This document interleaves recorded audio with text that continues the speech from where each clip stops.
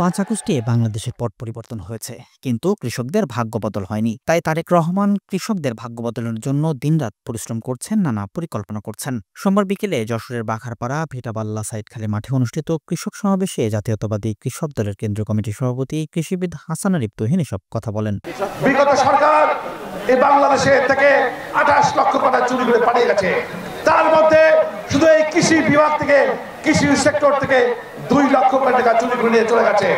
অথচ বিভিন্ন সময় আমরা দেখি কৃষক ভাইরা যারা 5,000, 10,000, 20,000 টাকার কৃষি ঋণ দেয়, সেই কৃষি ঋণ পরিশোধ না করলে তাদের মাজায় দড়ি বেঁধে তাদেরকে কোর্টে চালানো হয়।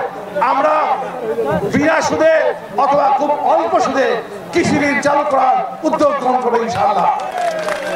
জাতীয়তাবাদী কৃষক দলের কেন্দ্রীয় কমিটির সাধারণ সম্পাদক বলেন, বিএনপি ক্ষমতা আসলে এদেশের কৃষকদের আর কোনো কষ্ট থাকবে না।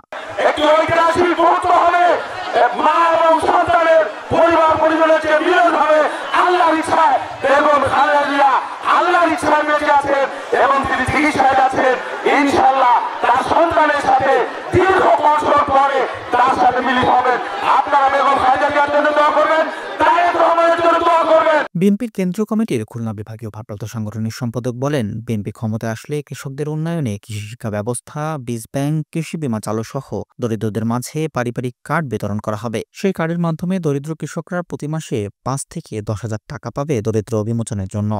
তারেক রহমান বলেছেন, আগামীতে যদি বিএনপি রাষ্ট্র পরিচালনার দায়িত্ব পায়, তাহলে বাংলাদেশের গ্রামে গঞ্জে অসচ্ছল পরিবারের জন্য তিনি পারিবারিক কার্ড চালু করবেন।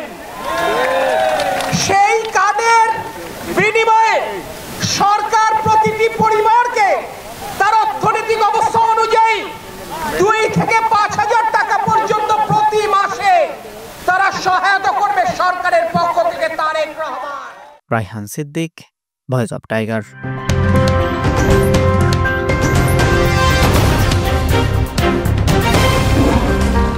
Voice of Tiger.